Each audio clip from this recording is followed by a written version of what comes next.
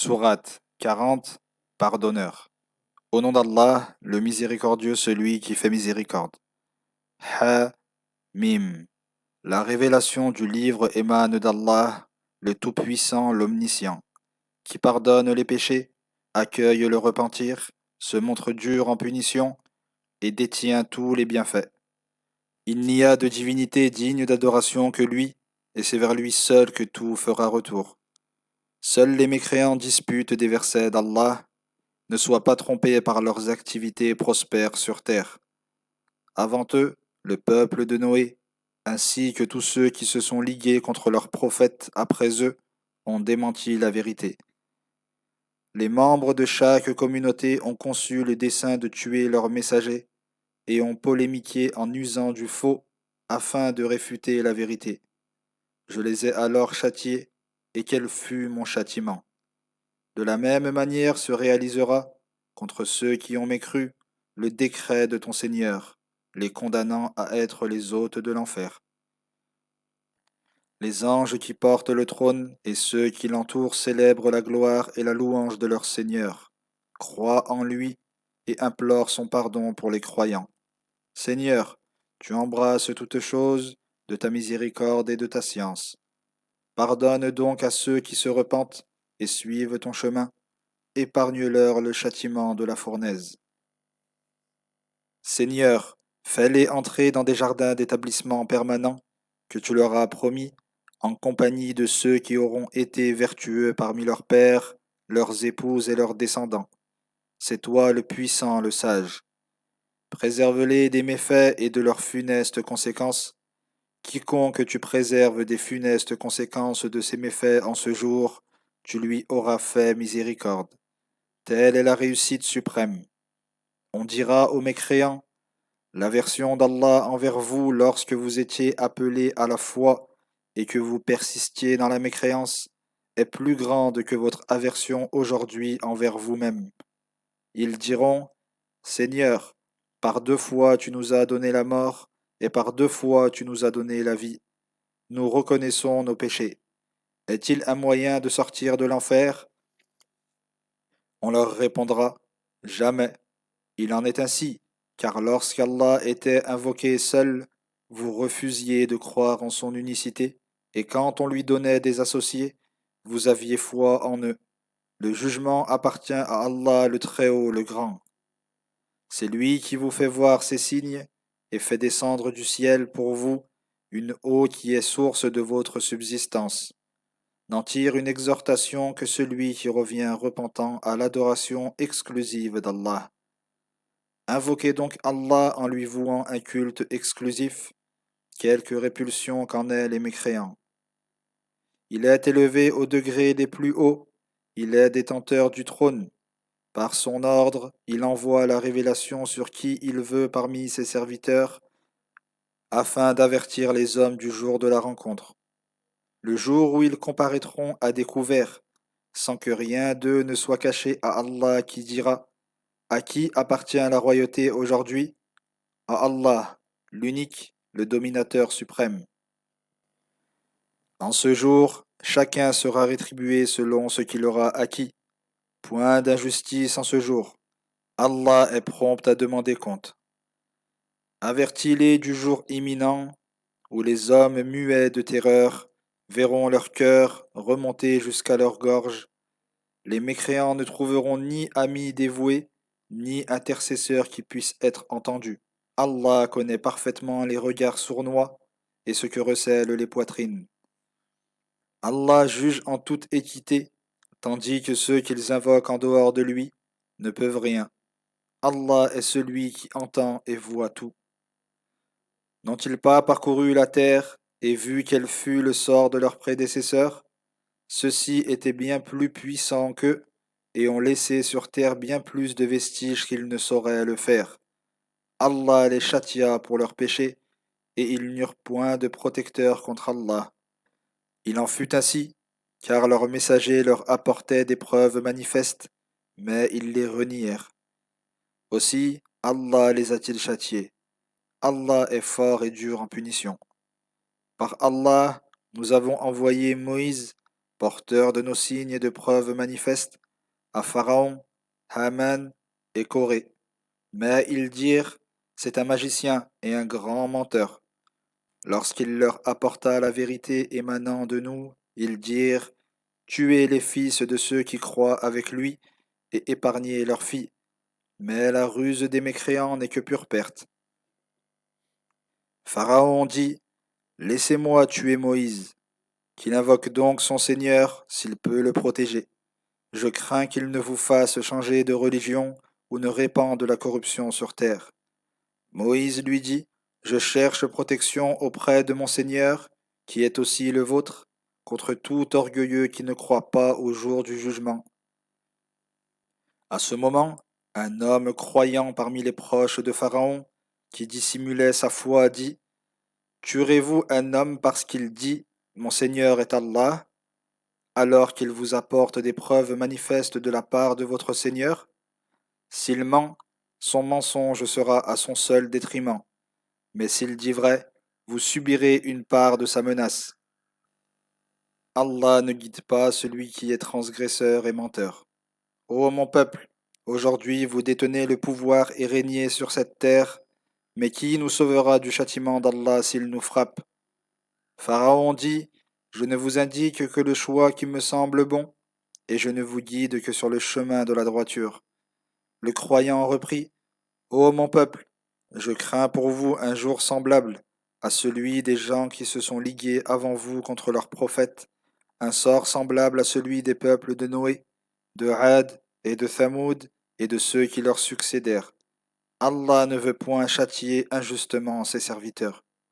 Ô mon peuple, je crains pour vous le jour de l'appel mutuel, le jour où face à l'enfer vous fuirez, sans trouver aucune protection contre le châtiment d'Allah. Celui qu'Allah égare n'a point de guide. Par Allah, Joseph est auparavant venu à vous avec des preuves manifestes, mais vous n'avez cessé de douter de ce qu'il vous apportait. Et lorsqu'il mourut, vous dites, Allah n'enverra jamais plus de messagers après lui.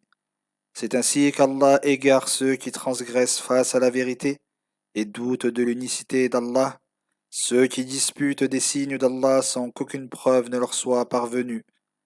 Combien cela est abhorré d'Allah et de ceux qui croient. Tout comme Allah scelle le cœur de ces derniers, il scelle le cœur de tout tyran orgueilleux. Pharaon dit, ô Haman, bâtis-moi une tour afin que je parvienne aux voies des cieux et que j'aperçoive le Dieu de Moïse. Mais je pense plutôt que c'est un menteur. Ainsi Satan a enjolivé à Pharaon son méfait, et il fut détourné du droit chemin. Le stratagème de Pharaon était voué à l'échec. Le croyant reprit, ô mon peuple, suivez-moi, je vous guiderai sur le chemin de la droiture. Ô mon peuple, la vie de ce bas monde n'est qu'une jouissance éphémère, alors que l'au-delà est la demeure d'établissement permanent. Quiconque commet une mauvaise action ne sera rétribué que par son équivalent, et quiconque, homme ou femme, accomplit une œuvre pieuse, tout en étant croyant, entrera au paradis où il sera récompensé sans compter. Ô mon peuple, alors que je vous appelle au salut, m'appelez-vous au feu? Vous m'invitez à renier Allah et à lui associer ce dont je n'ai aucune connaissance, alors que je vous convie à l'adoration exclusive du Tout-Puissant, du Pardonneur par excellence. Nul doute que ce à quoi vous m'invitez ne peut exaucer d'invocation, ni ici-bas, ni dans l'au-delà. C'est vers Allah seul que se fera notre retour, et les transgresseurs seront les hôtes de l'enfer. Vous vous souviendrez bientôt de ce que je vous dis. Quant à moi, je confie mon sort à Allah, car Allah connaît parfaitement ses serviteurs. Allah le protégea des méfaits de leurs ruses, alors que le pire châtiment s'abattit sur Pharaon et les siens.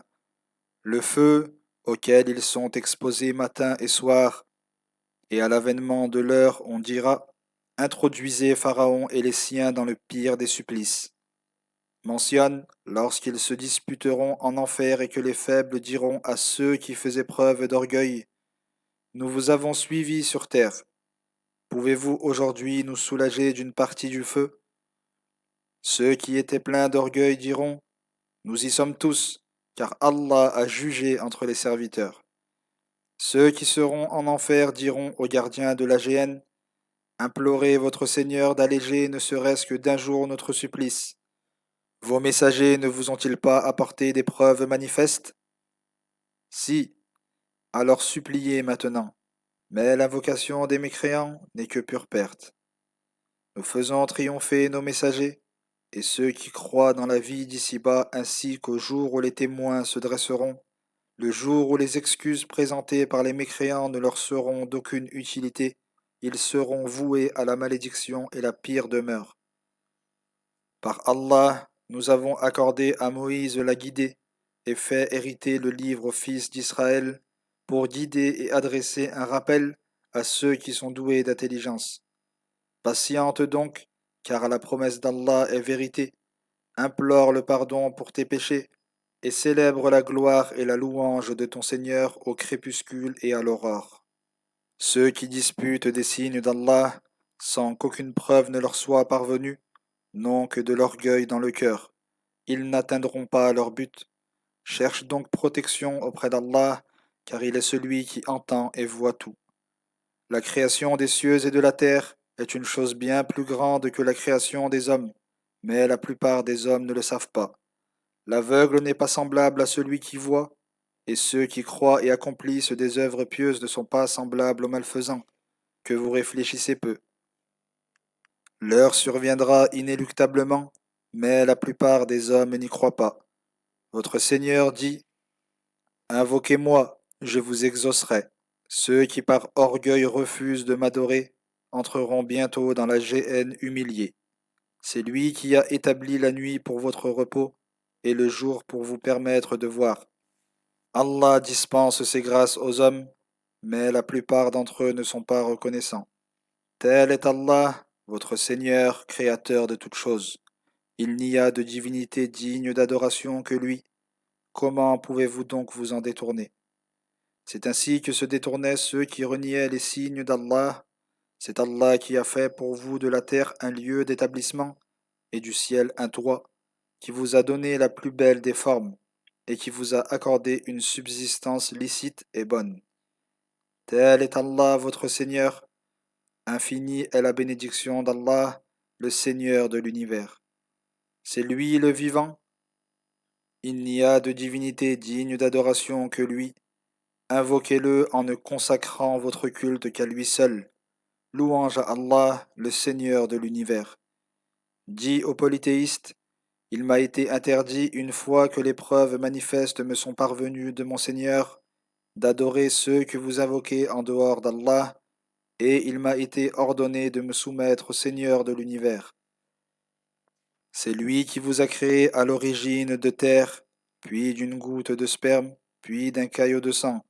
Puis nous vous sortons des matrices enfants, pour qu'ensuite vous atteigniez votre maturité, et qu'après cela vous deveniez vieux, bien que certains parmi vous meurent plus tôt, afin que vous parveniez à un terme fixé, et que vous raisonniez.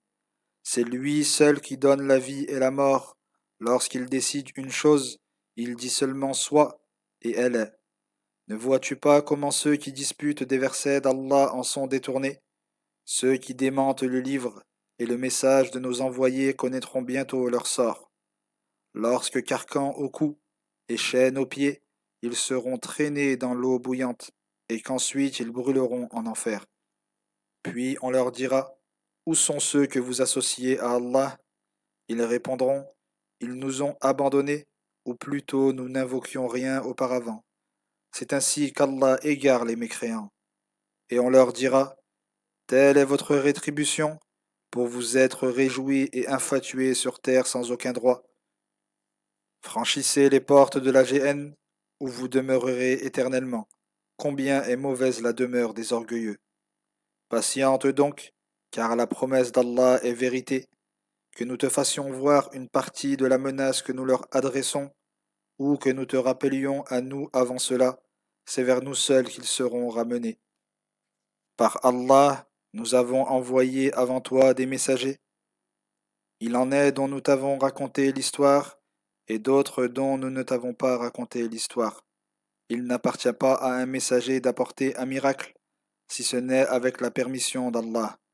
Lorsque l'ordre d'Allah survient, on juge entre eux en toute équité, et apparaît alors clairement à tous la perte de ceux qui se complaisent dans le faux. C'est Allah qui vous a créé pour vous les bestiaux. Des uns vous faites vos montures, et des autres vous tirez votre nourriture. Vous en recueillez d'autres profits encore, et sur leur dos vous parvenez aux buts qui vous tiennent à cœur. Ils vous servent, tout comme les navires de moyens de transport. Allah vous montre ces signes. Quels signes d'Allah renierez-vous donc? N'ont-ils pas parcouru la terre et vu quel fut le sort de leurs prédécesseurs? Ceux-ci étaient bien plus nombreux et puissants qu'eux, et ils ont laissé sur terre bien plus de vestiges qu'ils ne sauraient le faire.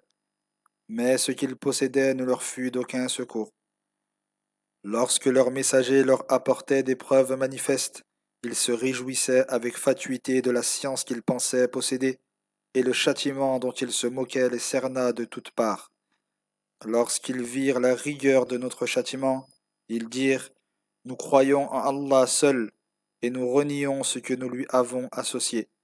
Mais leur prétendue foi, à la vue de la rigueur de notre châtiment, ne leur fut d'aucune utilité.